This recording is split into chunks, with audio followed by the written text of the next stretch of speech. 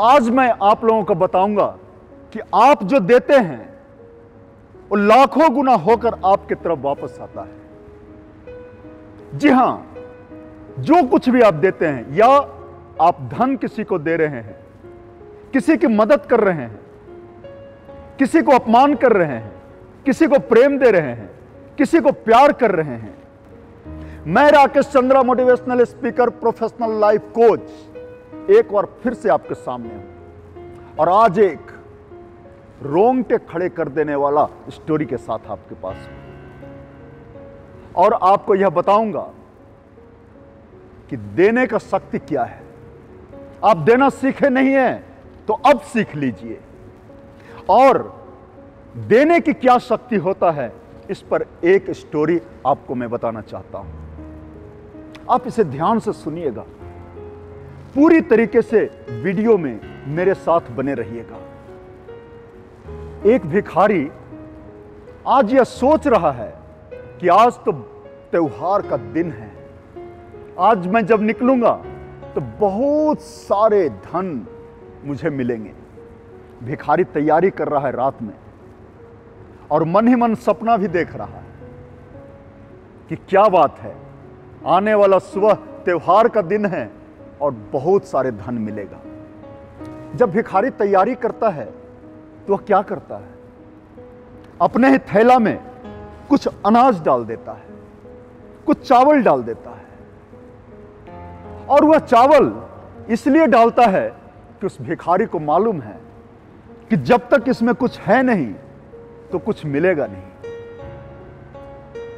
इंसानों का भी, मनुष्य का भी यह मेंटालिटी होता है कि जिसके पास है उसे दिया जाता है, और भिखारी को भी यह साइकोलॉजी बहुत अच्छी तरीके से पता है। वह भिखारी क्या कर रहा है कि अपने झोला में कुछ अनाज डाल दिया, खुद का अनाज। और लोगों को देखेंगे, दो तरह का लोग होता है। एक लोग जो देता है अभिमान के रूप में, जब तक किसी के पास कुछ है तो उसे दिया जाता है, और अगर देखेगा कुछ नहीं है तो उसे देता नहीं है। यह अभिमान के रूप में दिया जाता है। कुछ लोग प्रेम के रूप में देते हैं। हमें यह समझना भी बहुत जरूरी है। खैर, और यह साइकोलॉजी भिखारी को बहुत अच्छी तरीके से मालूम है। सुबह हो गया है, सूरज की किरणें निकलने वाली है। भिखारी ने तैयारी करके बाहर निकल चुका है भीख मांगने के लिए, इस उम्मीद में कि आज बहुत सारा धन मुझे भिक्षा में मिलेगा। सूरज की किरणें धीरे धीरे धीरे धीरे फैलना शुरुआत हो गया है। भिखारी क्या देखता है कि एक इंसान सोने के रथ पर बैठा हुआ चला आ रहा है दूर से। भिखारी सपना देखने लगा, ठिठक गया और रुककर सपना जैसा महसूस करने लगा कि आज तो भिक्षा भी मिलेगा, तो उसी अंदाज में बहुत बड़ा भिक्षा मिलने वाला है। जब राजा ही है तो वो अपने हिसाब से भिक्षा देगा। राजा उसके पास पहुंच चुका है, रथ रुक चुका है, और राजा रथ से उतरता है और उस भिखारी के सामने अपना झोला फैला देता है। राजा बोलता है कि मुझे कुछ भिक्षा दे दो। भिखारी यह सुनकर आश्चर्यचकित हो जाता है, वो स्तब्ध रह जाता है। वह सोचता है, मुझसे राजा भिक्षा मांग रहा है, खुद राजा, मैं क्या देने वाला हूं उसे। राजा बोलता है कि आज अगर तुम भिक्षा नहीं दोगे तो इस राज्य का पतन हो जाएगा। राजा बताता है कि कुछ ज्योतिषों ने मुझे बताया है कि अब कुछ दिनों में आपके राज्य पर आक्रमण होने वाला है, जिससे तुम्हारा राज्य समाप्त हो जाएगा। लेकिन इसका एक ही उपाय है, राजा साहब, अगर आप अपने खुद से चलकर, आप अपने पैरों से चलकर अगर भिक्षा मांगते हैं, उस आदमी से भिक्षा लीजिए जो सुबह सुबह पहला आदमी आपको दिखे, और पहला आदमी तुम हो। तुम मुझे कुछ भिक्षा दे दो ताकि इस राज्य को बचा सकता हूं। मैं तुम्हारे सामने हाथ जोड़ता हूं, मुझे कुछ भी दे दो, लेकिन दे दो। भिखारी सोचता है, उसकी सारा सपना चूर हो जाता है। वो क्या क्या अरमान लिया था। वह तो यह सोच रहा था कि राजा का भिक्षाभिर ऐसा रहेगा जो मेरा जन्मों जन्मांतर का दुख मिटा देगा, और वो सारे अरमान धूमिल होते हुए देख रहा है भिखारी। वह कभी मुट्ठी में चावल लेता है और छोड़ता है, थैला में हाथ डालता है फिर छोड़ता है कि मैं अब क्या करूं। भिखारी है, कभी दिया नहीं है, देना सीखा नहीं है, कभी किसी को दिया ही नहीं है, जीवन भर लिया है। उसे क्या मालूम कि देने की शक्ति क्या है, उसे कुछ नहीं पता है। बहुत मुश्किल से भिखारी ने एक दाना अनाज निकाला और उस राजा के झोले में रख दिया। यहां एक दाना। राजा बहुत खुश हो गया और वह रथ पर बैठकर चलता बना।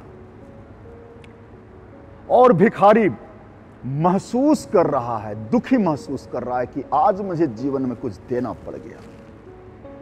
मैं तो जीवन भर लिया हूं, आज देना पड़ा है। पूरा दिन भिक्षा भी मांगता रहा, लेकिन उसके मन में, उसके दिल में, उसके दिमाग में सिर्फ और सिर्फ एक ही दुख है कि आज मैं दे दिया हूं, जो भी मेरे पास है उसमें एक दाना कम है।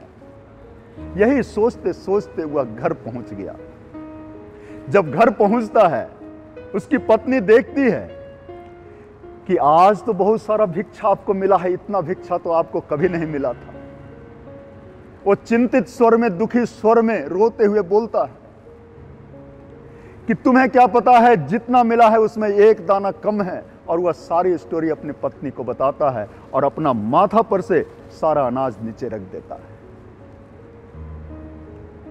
अनाज रखते हुए वह दुखी महसूस है, स्तब्ध है। दिया कभी नहीं था, हमेशा लिया था। यही चिंता में वह भिखारी ने क्या देखा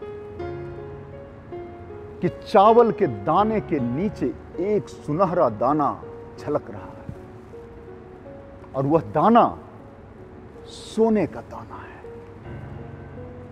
सोने का दाना देखते ही वो भिखारी छाती पीट कर रोने लगा। रोते रोते वो जमीन पर लेट गया। पत्नी ने पूछी कि क्या हो गया। बोला, तुम्हें नहीं पता है मैं कितना बड़ा गलती किया हूं। मैं उस राजा को एक दाना चावल दिया हूं। अगर मैं पूरा चावल का दाना उसे दे देता तो आज मैं बहुत अमीर हो जाता, सारा चावल का दाना सोना बन जाता। यह देखो, एक ही दाना सोना बन पाया है। उसकी पत्नी क्या बोलती है, आप लोग ध्यान से सुनिएगा, पत्नी की बात को समझिएगा, एक नारी का बात को समझिएगा आप लोग। नारी क्या बोलती है कि तुम्हें इतना छोटा सा बात नहीं पता कि जो भी तुम दोगे तुम्हारे तरफ सोना बनकर वापस लौटेगा। जो तुम दिया है वही तुम्हें वापस आया है। तुम एक दिए, वो कई गुना होकर तेरे पास वापस आया है सोना के रूप में। तुम इतना छोटा सा बात को नहीं समझ पाया। मैं आप लोगों को इस कहानी के माध्यम से यह बताना चाहता हूं कि पुरुष, मनुष्य जाति में पुरुष हमेशा लेना सीखा है। अगर देने की बात करें तो हमेशा नारी दी है। कभी मां के रूप में, कभी पत्नी के रूप में, कभी बेटी के रूप में, कभी देवी के रूप में। इस दुनिया को यह मालूम होना चाहिए कि नारी हमेशा दी है, ली कभी नहीं है। वह देने की शक्ति को जानती है, पहचानती है। और सारे मनुष्य जाति को यह समझना चाहिए कि जब आप देते हैं, कई गुना अधिक आपकी तरफ वापस आता है। यह सीखना है।